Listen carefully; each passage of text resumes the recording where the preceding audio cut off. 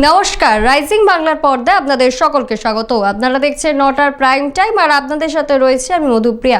শুরুতেই দেখে নেব আজকের হেডলাইন্স। অনুপ্রবেশকারী ইস্যুতে মমতাকে কটাক্ষ অর্জুন অগ্নিমিত্রার। পরপর 6 জন তৃণমূল কাউন্সিলরের বাড়িতে দুষ্কৃতী হামলা, উত্তপ্ত বনগাঁ। স্ত্রীর পর ছেলেও ইডির হাজিরা এড়ালেন, চাপ বাড়ছে দমকল মন্ত্রীর পরিবারে। গোষ্ঠী দ্বন্দ্বে থমথমে সিউড়ি, শতাব্দী রায়ের গাড়ি ঘিরে বিশৃঙ্খলা। বিজেপিকে ঝাঁটা মেরে তাড়ানোর নির্দেশ তৃণমূলের, রাজনৈতিক তরজা তুঙ্গে। রেলের কাছে বালি তোলা না অবৈধ উত্তোলন, অন্ডালে বিক্ষোভে উত্তপ্ত নদীকুল। সিগন্যাল ভাঙায় ধরা, ব্যাগে মিলল লক্ষাধিক টাকা। মাথায় আঘাত করে মায়ের খুন, আদালতে তোলা হলো ছেলেকে।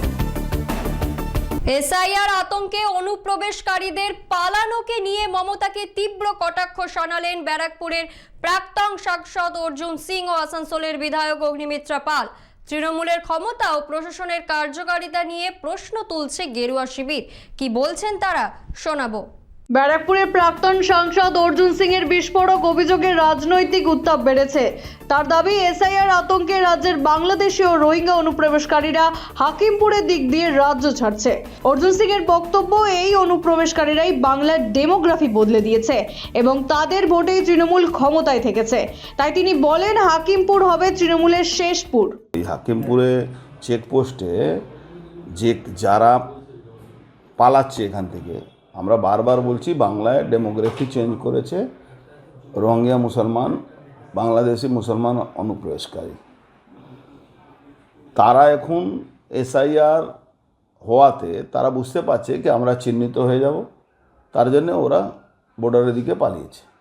এবার বর্ডারে তো এমনি আপনাকে পুশব্যাক করা যায় না, কতগুলো প্রসিডিউর আছে। তাদের মেডিকেল টেস্ট হবে, তাদের সমস্ত রকম স্যাম্পল রাখা যাবে যাতে ভবিষ্যতে ওরা ফিরে না আসতে পারে।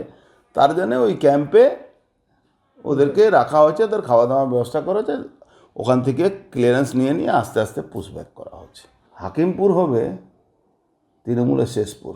এ বিষয়ে কটাক্ষ করেন আসানসোলের বিধায়ক অগ্নিমিত্রা পালও।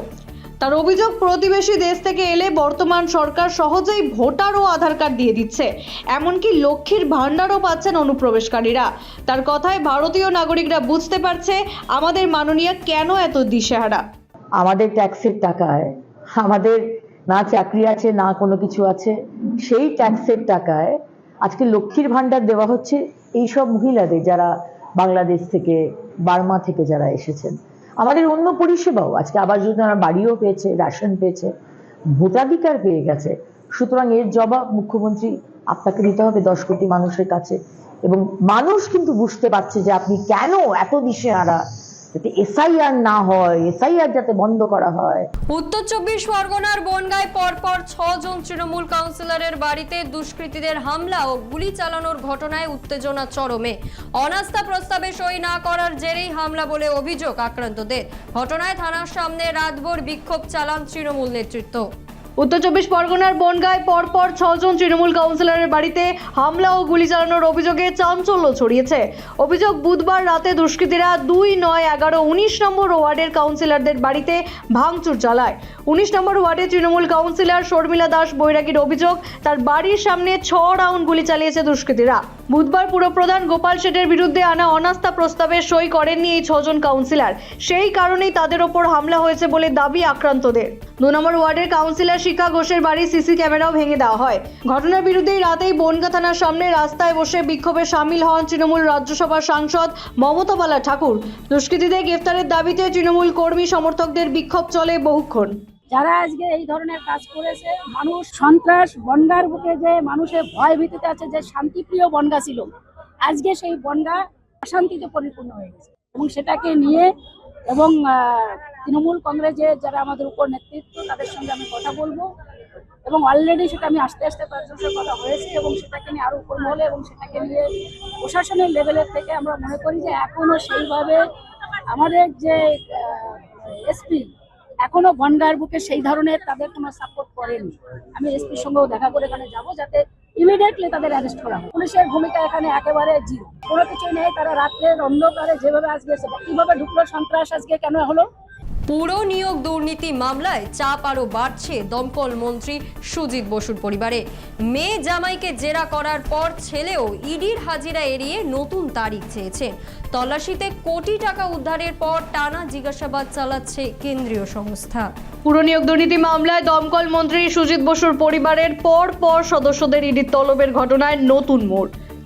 বুধবার পুজোর কারণ দেখিয়ে হাজিরা এড়ানোর পর বৃহস্পতিবার ইডির ডাকে সাড়া দেননি তার ছেলে। আগাম নির্ধারিত কর্মসূচির কারণে হাজিরা সম্ভব নয় বলে জানিয়ে আগামী সপ্তাহে নতুন তারিখ চান তিনি।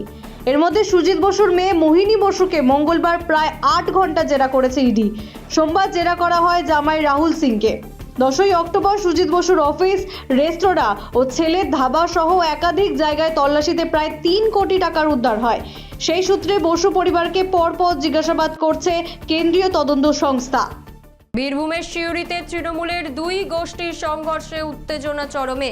এসআইআর ক্যাম্প পরিদর্শনে গিয়ে সাংসদ শতাব্দী রায়কে ঘিরে বিশৃঙ্খলা। অভিযোগ, তার সামনেই দলীয় নেতাকর্মীদের মারধর ও তার গাড়ির দিকে জুতো ছোড়া হয়। বীরভূমের সিউড়ির গ্যাংটে গ্রামে তৃণমূলের 2 গোষ্ঠীর সংঘর্ষে ব্যাপক উত্তেজনা ছড়ালো। এসআইআর ক্যাম্প পরিদর্শনে যান তৃণমূল সাংসদ শতাব্দী রায়। তার সামনেই অনুব্রত মণ্ডল ঘনিষ্ঠ অঞ্চল সভাপতি বলরাম বাগদি ও তার ভাইকে বেধড়ক মারধর করেন কাজল শেখ ঘনিষ্ঠ ব্লক সভাপতি নুরুল ইসলামের অনুগামীরা। এমনই অভিযোগ, এমনকি সাংসদ শতাব্দী রায়ের গাড়ির দিকেও জনতার মধ্যে থেকে জুতো ছোড়ার অভিযোগ ওঠে। ঘটনাস্থলে শতাব্দী রায় কার্যত অসহায়ের মতো গাড়ির ওপর দাঁড়িয়ে পরিস্থিতি দেখেছিলেন বলে প্রত্যক্ষদর্শীরা জানান। পরে আহত বলরাম বাগদি ও তার ভাইকে হাসপাতালে নিয়ে যান সাংসদ। বাঁকুড়ার কোতলপুরে তৃণমূলের যুব নেতার নির্দেশে প্রকাশ্য সভা থেকে বিজেপি নেতাদের ঝাঁটা মেরে তাড়ানোর নিদান। অন্যদিকে তৃণমূল যুব নেতার এই মন্তব্যের কড়া সমালোচনা করেছে বিজেপি। নির্বাচনকে কেন্দ্র করে 2 শিবিরের রাজনৈতিক উত্তেজনা তুঙ্গে। বাঁকুড়ার কোতুলপুরে প্রকাশ্য সভা থেকে বিজেপি নেতারা ভোট চাইতে এলে ঝাঁটা মেরে বিদায় করার নিদান দিলেন তৃণমূলের বিষ্ণুপুর সাংগঠনিক জেলার যুব সভাপতি দেবনাথ বাউরি। বুধবার এসআইআর ইস্যুতে আয়োজিত তৃণমূলের মিছিল সভায় তিনি বলেন, বাংলার আবাস, 100 দিনের কাজের টাকা ও রেশনের খাদ্য কোথায় গেল? এ প্রশ্ন বিজেপি নেতাদের করুন, তারা উত্তর না দিতে পারলে ঝাঁটা দেখিয়ে তাড়িয়ে দিন। তৃণমূল যুব নেতার এই মন্তব্যের কড়া সমালোচনা করেছে বিজেপি। বিধানসভা নির্বাচনের আগে 2 শিবিরেই আক্রমণ, প্রতি আক্রমণ তুঙ্গে। বিজেপি নেতাদেরকে জিজ্ঞাসা করবেন, আমার 100 দিনের কাজের টাকা কোথায় গেল? আমার বাংলার বাড়ি আবাস যোজনার টাকা কোথায় গেল? আমার কেন্দ্রীয় সরকারের রেশনের খাদ্যটা কোথায় গেল? উত্তর যদি না পান, আমি মায়েদের উদ্দেশ্যে বলছি, আপনারা শক্ত হাতে ঝাঁটা বেঁধে রাখুন। বাড়ির সামনে বিজেপি ভোট চাইতে এলে তাদেরকে ঝাঁটা দিয়ে বিদায় করবেন। দেখুন, টাকা কেন দিচ্ছে না তা কিন্তু তিনি বলেন। দুর্নীতির কারণে তো দেয়নি, এটা কারণ তৃণমূল নেতারা সমস্ত দুর্নীতির সঙ্গে যুক্ত, 1 নম্বর। দ্বিতীয় নম্বর হচ্ছে যে মা বোনেদের কথা উনি বলছেন আমার কথা ঝাঁটা নিয়ে, তার আগামী দিনে তারাই তাদেরকে ঝাঁটা নিতে বিদায় দেবে এই বাংলা থেকে, এটা পরিষ্কার। আর 3 নম্বর হচ্ছে যে এরা নতুন হয়েছে, এখন যেমন করে হোক ওই বিধানসভা ভোটের কিছু কাটমানি পাওয়ার জন্য, নিজের নাম কেনার জন্য এইসব কথা বলছেন। আগামী দিনে 26-এর ভোটের পরে এদেরকে আর কোথাও দেখা যাবে। অঞ্জলের সিঙ্গারো নদীতে বালি তোলাকে কেন্দ্র করে উত্তেজনা। রেলের ঠিকাদারের বিরুদ্ধে অবৈধ বালি উত্তোলনের অভিযোগ তুলে স্থানীয়রা বিক্ষোভে ফেটে পড়েন। পুলিশ ও প্রশাসন হস্তক্ষেপ করলেও ঠিকাদার সংস্থার দাবি, রেলের অনুমতিতেই নাকি ব্রিজ নির্মাণের জন্য বালি তোলা হচ্ছিল। অন্ডালের সিঙ্গারন নদী থেকে অবৈধভাবে বালি তোলার অভিযোগে রেলের ঠিকাদারদের বিরুদ্ধে স্থানীয়রা বিক্ষোভে নামেন। কয়েকদিন ধরে জেসিবি দিয়ে বালি তোলা হচ্ছে এমন অভিযোগ তুলে তারা একটি জেসিবি আটকেও দেন। পরিস্থিতি সামাল দিতে অন্ডাল থানার পুলিশ ঘটনাস্থলে পৌঁছায়। স্থানীয়দের দাবি, রেলের কাজের জন্য প্রশাসনের অনুমতি ছাড়া বালি তোলা হচ্ছে। অভিযোগ জানানো হয়েছে অন্ডাল ব্লক প্রশাসনকে। বিক্ষোভকারীদের অভিযোগের পর ব্লক আধিকারিকরা ব্যবস্থা নেওয়ার আশ্বাস দিয়েছেন। তবে ঠিকাদার সংস্থা সাইট ইঞ্জিনিয়ারের দাবি, রেলের একটি ব্রিজ নির্মাণের কাজের জন্য বালি তোলা হচ্ছে এবং রেল ও পুলিশ দুপক্ষের অনুমতিতেই এই কাজ করা হচ্ছে। একটা সিঙ্গারো নদী আছে, তো তাই এখানে অবৈধভাবে বালি চলছে। আর এই যে বালিটা কাটছে যেভাবে, তো আমাদের মানে জলটা এমনভাবে হয়ে যাবে যে সকরা, তারকপুর, এই 12 নম্বর জল ঢুকে যাবে এই যেভাবে বালিটা নিচ্ছে। এর সামনে বড় বড় টাওয়ার রয়েছে, টাওয়ারগুলো মোটামুটি নষ্ট হয়ে যাবে। তো তো তাই আমরা এখানে এসে দেখছি যে বালি আমার রুকেছে এখানে সমস্ত কিছু কাজ। ইয়ের দায় আস্তি মণ্ডল আছে, তারপরে বিডিও সাহেবকে বলেছি, প্রধান সাহেবকে বলেছি, থানাতে জানিয়েছি, ওরা আসছে সব। কাজটা ইস্টার্ন রেলওয়ে দ্বারা বিড হয়েছে, বিডে আমরা ফার্স্ট মানে L1 হয়ে কাজটা শুরু করেছি। আমাদের ROW পেয়ে গেছি ইস্টার্ন রেলওয়ে থেকে। ইস্টার্ন রেলওয়ে থেকে ROW পাওয়ার জন্য কিছু টেকনিক্যালি, যেহেতু রেলের কাজ টেকনিক্যালি কিছু আমাদের টেস্ট করতে হয়। সেই টেস্টের মধ্যে একটা হচ্ছে EV2 টেস্ট। ওইখানে যে নদীতে এরা অবজেকশন করছে বা কথা বলছে, যে নদীটাকে নিয়ে, নদীটার নাম হচ্ছে সিঙ্গারার নদী। আমাদের টেকনিক্যাল চ্যালেঞ্জ হচ্ছে 2780, ওটা ফ্রম কাজরা স্টেশন। আমাদের যে প্রপোজ চ্যালেঞ্জ হচ্ছে 2780 কাজরা স্টেশন। ওইখানে একটা 6 স্প্যানের ব্রিজ হবে, 6 স্প্যানের ব্রিজ হবে, ওখানে পাইল হবে। পাইলের জন্য EV2 টেস্ট করা হবে। EV2 টেস্ট করার জন্য যা প্রসেসের দরকার সেই প্রসেস অনুযায়ী আমরা কাজ করছি। শিলিগুড়িতে সিগন্যাল ভাঙায় এক ব্যক্তিকে আটক করলো ট্রাফিক পুলিশ। তল্লাশিতে তার ব্যাগ থেকে প্রায় 30 লক্ষ টাকা উদ্ধার হয়েছে। কিভাবে এলো তার কাছে এত টাকা তা খতিয়ে দেখতে তদন্ত শুরু করেছে পুলিশ। শিলিগুড়িতে বিপুল পরিমাণ টাকা সহ এক ব্যক্তিকে গ্রেফতার করলো পুলিশ। হাসমি চক সংলগ্ন এলাকায় সিগন্যাল না মানায় ট্রাফিক পুলিশ মোহাম্মদ ওয়াসিমকে একটি স্কুটার সহ আটক করে। তল্লাশিতে ব্যাগ থেকে প্রায় 30 লক্ষ টাকা উদ্ধার করা হয়। খবর পেয়ে শিলিগুড়ি থানার পুলিশ এসে তাকে জিজ্ঞাসাবাদ করে। পুলিশ সূত্রে জানা গেছে, ধৃত ওয়াসিম উত্তরপ্রদেশের বাসিন্দা এবং শিলিগুড়িতে দীর্ঘদিন ধরে ভাড়া করা স্কুটার নিয়ে ঘোরাফেরা করছিল। টাকা উদ্ধারের পর ঘটনার তদন্ত শুরু করেছে পুলিশ। আসানসোলের কুলটি থানার LC মোড় এলাকায় চাঞ্চল্য। ছেলে বিশাল সিনহার হাতে মা সুশীল সিনহার মৃত্যু। আদালতে পেশ করা হলো অভিযুক্তকে। পুলিশ হেফাজতের আবেদন করা হয়েছে তদন্তের স্বার্থে। আসানসোলে কুলটি থানার LC মোড় এলাকায় ছেলের হাতে মা খুন। মাথায় আঘাত করে সুশীলা সিনহাকে হত্যা করার অভিযোগে অভিযুক্ত ছেলে বিশাল সিনহাকে বৃহস্পতিবার আসানসোল আদালতে পেশ করা হয়। তদন্তের স্বার্থে পুলিশ হেফাজতের আবেদন জানিয়েছে পুলিশ।